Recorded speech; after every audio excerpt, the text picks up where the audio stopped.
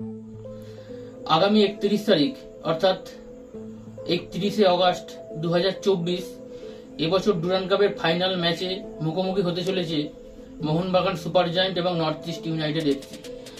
আজকের ভিডিওটা হতে চলেছে প্রি ম্যাচ অ্যানালিসিস, অর্থাৎ দুটো টিমের কি স্ট্রেংথ, দুটো টিমের কি উইকনেস আছে, এই নিয়ে আজকের ভিডিওটা হতে চলেছে। আপনারা গোটা ভিডিওটা দেখুন, খুব ভালো লাগবে আশা করছি। আর যদি ভিডিওটা ভালো লেগে থাকে তাহলে অবশ্যই লাইক করবে, কমেন্ট করবে, বন্ধুদের সাথে শেয়ার করবে। আর যারা এখনো চ্যানেলে নতুন তারা চ্যানেলটি অতি অবশ্যই সাবস্ক্রাইব করে দেবে। তো চলো ভিডিওটা শুরু করা যাক।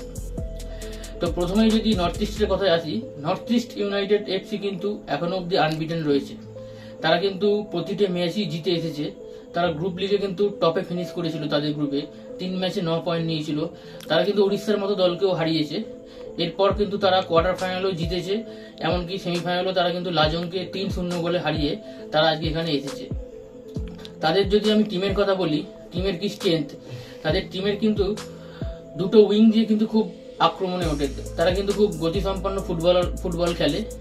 তাদের যদি কয়েকটা প্লেয়ারের কথা বলতে হয়, যেরকম গোলকিপারে গুরমিত থেকে শুরু করে ডিফেন্সে কিন্তু তাদের অনেক ভালো ভালো প্লেয়ার আছে। নেস্টার থেকে শুরু করে আসির থেকে শুরু করে জিতিন, থই, এছাড়া কিন্তু তাদের মিরসাদ, মানে সেকেন্ড যে গোলকিপার আছে সে কিন্তু ইস্ট বেঙ্গলে এর আগে খেলেছিল। মিরসাদের মতো প্লেয়ার রয়েছে। এছাড়াও কিন্তু পার্থিব গোগের কথা বলতে হয়, খুব ইউটিলিটি ফুটবলার, খুব ভালো ফুটবলার পার্থিবও আছে। এছাড়া কিন্তু রিডিম আছে। অর্থাৎ বলা যায় নর্থ ইস্ট ইউনাইটেড কিন্তু বেশ ভালো দল। অর্থাৎ ম্যাচটা কিন্তু খুব হাড্ডাহাড্ডি হতে চলেছে। কিন্তু নর্থ ইস্ট এর যদি উইকনেস কথা বলতে হয়, নর্থ ইস্ট কিন্তু এই ফার্স্ট টাইম কিন্তু কোনো টুর্নামেন্টের ফাইনালে উঠেছে। অর্থাৎ তাদের এক্সপিরিয়েন্সের অভাব কিন্তু অল্প হলেও হবে, কারণ মোহনবাগান কিন্তু এর আগে প্রচুর টুর্নামেন্ট খেলেছে, প্রচুর টুর্নামেন্টে জিতেছে। নর্থ ইস্ট কিন্তু সেরকম ভাবে কোনো টুর্নামেন্ট খেলেনি। এর আগে অব্দি তারা একমাত্র সেমিফাইনাল অব্দি গিয়েছিল আইএসএল এ। এই কোনো টুর্নামেন্টে তারা ফাইনালে উঠেছে। সুতরাং বলা যেতে পারে এটা তাদের কাছে একটা চ্যালেঞ্জের ব্যাপার, কারণ ম্যাচটি কিন্তু যুবভারতী ক্রীড়াঙ্গনে হতে চলেছে। 60,000 লোক হবে, পুরো মোহনবাগানের সাপোর্টার থাকবে সেখানে। কিন্তু নর্থ ইস্টকে কিন্তু সেখানে এই সমর্থকের এগেনস্টে খেলা কিন্তু কিছুটা চাপ। আশা করছি তারা ভালো খেলবে। আমি নিউট্রাল হয়েই এই ভিডিওটা করছি। আর নর্থ ইস্ট আশা করছি ভালো খেলবে, ম্যাচটি খুব উপভোগ্য হবে। আপনারা সবাই আসুন, ম্যাচটি দেখুন। এবার যদি আমি মোহনবাগানের কথা বলি, তো মোহনবাগানের অনেক স্ট্রেংথ আছে, উইকনেস আছে। কিন্তু স্ট্রেংথের কথা যদি আগে বলি, মোহনবাগান টিমে কিন্তু এমন এমন প্লেয়ার রয়েছে যারা কিন্তু পিছিয়ে থেকেও কিন্তু ম্যাচের রং যে কোনো মুহূর্তে ঘুরিয়ে দিতে পারে। আপনারা গত ম্যাচেও দেখেছেন, তার আগের ম্যাচেও দেখেছেন। গোলকিপার থেকে শুরু করে একদম আপফ্রন্ট অব্দি একশো এক নামি দামি তারকা রয়েছে। গোলকিপার এমন একজন গোলকিপার মোহনবাগানে রয়েছে যেখানে কিন্তু চোখ বন্ধ করে ভরসা করা যেতে পারে। বিশাল কাইত বর্তমানে কিন্তু ইন্ডিয়ান ফুটবলের কিন্তু ফার্স্ট চয়েস গোলকিপার। তাকে ছাড়া কিন্তু গোলকিপার আর কাকে রাখবেন, এমন একটা মোহনবাগানের গোলকিপার রয়েছে। এছাড়া ডিফেন্সে যদি বলেন তো টম অ্যালডেট থেকে শুরু করে সুভাশিস বোসের মতো ক্যাপ্টেন রয়েছে।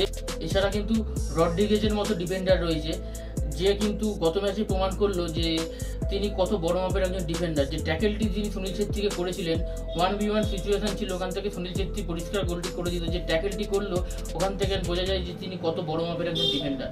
এছাড়া যদি বলতে হয় মাঝমাঠে আপুইয়া, থাপা থেকে শুরু করে সাহাল থেকে শুরু করে দীপক টাংরি থেকে শুরু করে অভিষেক থেকে শুরু করে এমন এমন ইন্ডিয়ান প্লেয়ার রয়েছে যারা কিন্তু ম্যাচের রং যখন তখন বদলে দিতে পারে। এছাড়া যদি বিদেশির কথা বলতে হয় তাহলে ছেড়েই দিন। গ্রেগ স্টুয়ার্ট থেকে শুরু করে দিমিত্রি পেত্রাদাস থেকে শুরু করে জেসন কামিংস, কাকে ছেড়ে কার কথা বলবো। এছাড়া মোহনবাগানে যে দুটো উইং আছে, লিস্টন কোলাসন, মানবীর সিং, বিশেষ করে লিস্টন কোলাসের কথা এবছর বলতে হয়। এবছর কিন্তু লিস্টন কোলাসো কিন্তু এবছর প্রথম থেকেই কিন্তু তিনি খুব ভালো ফুটবল খেলছে। মোহনবাগানে এবছর যে কটা প্লেয়ার খেলছে তাদের মধ্যে লিস্টন কোলাসো কিন্তু সব থেকে বেশি নজর কেড়েছে আমার মনে হয় ব্যক্তিগতভাবে। কারণ তিনি যেরকমভাবে উইং দিয়ে উঠছে, তার দু পায়ে যে শট মারছে, দূরপাল্লার শট, সে কিন্তু সেই পুরাতন লিস্টন কোলাসোকে মনে করিয়ে দিচ্ছে। আর অন্যদিকে মানবীর সিংও কিন্তু ওভারল্যাপে যাচ্ছে, গিয়ে বল বাড়াচ্ছে। এছাড়াও কিন্তু আর যার কথা না বললেই নয়, আশিস রায় হচ্ছে এমন একটি প্লেয়ার যিনি কিন্তু মাঠে নামলে বোঝা যায় তিনি খেলছেন। কারণ গত ম্যাচে কিন্তু তিনি নামার পরে কিন্তু ম্যাচের রংটি কিন্তু বদলেছিল।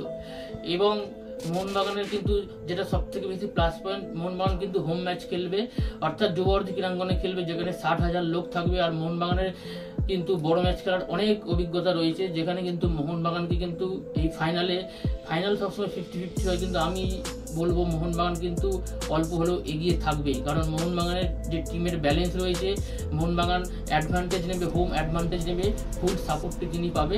আর মোহনবাগান কিন্তু পিছিয়ে থেকেও কিন্তু কামব্যাক করেছে, যেটা কিন্তু একটা দেখা যে দলটি কত ভয়ঙ্কর দলটি কত মজবুত দল, কত স্ট্রেংথ আছে দলটির মধ্যে। আর উইকনেসের কথা যদি বলতে হয়, তো উইকনেসের অল্প হলে আমি যদি বলবো ডিফেন্সে একটু উইকনেস আছে, কারণ এখন অবধি কিন্তু দুজনের কম্বিনেশন এখনো ভালো করে হয়নি, আস্তে আস্তে হবে। এই সবে ডুরান্ড কাপ খেলছে, এরপরে আরও প্র্যাকটিস ম্যাচ খেলবে, আরও নিজেদের মধ্যে খেলবে, তারপরে হবে। কিন্তু স্ট্রেংথ থাকলে উইকনেস থাকবে, এটা স্বাভাবিক। উইকনেস অল্প হলেও আছে। দেখার বিষয় নর্থ ইস্ট ইউনাইটেডের যে স্পিডি যে অ্যাটাকিং আছে, সেটা কীরকমভাবে মোহনবাগানের প্লেয়াররা সামলায়, সেটাই দেখার। কিন্তু আমার মতে কিন্তু মোহনবাগান কিন্তু এগিয়ে থেকে শুরু করবে। আর মোহনবাগানের যে কোচ আছে হোসে মলিনা, অনেক অভিজ্ঞ কোচ আছে, এর আগে কিন্তু তিনি অ্যাথলেটিকো দি কলকাতা কিন্তু আইএসএল চ্যাম্পিয়নও করেছিল। সুতরাং বলা যেতেই পারে এই ম্যাচে মোহনবাগান এগিয়ে থেকে শুরু করছে। আর যদি ম্যাচের প্রেডিকশন বলতে হয়, তাহলে আমি বলবো ম্যাচটি 90 মিনিটেই শেষ হয়ে যাবে। এটা আমার ব্যক্তিগত মতামত, তোমার মতামত তোমরা কমেন্টে জানাতে পারো। আমার মতে ম্যাচের প্রেডিকশন হতে চলেছে 3-1 ফর মোহনবাগান। কারণ আমি 90 মিনিটে নিয়ে যাচ্ছি না, কারণ বেঙ্গালুরু এফসি কিন্তু যথেষ্ট স্ট্রং টিম ছিল নর্থ ইস্ট ইউনাইটেড থেকে।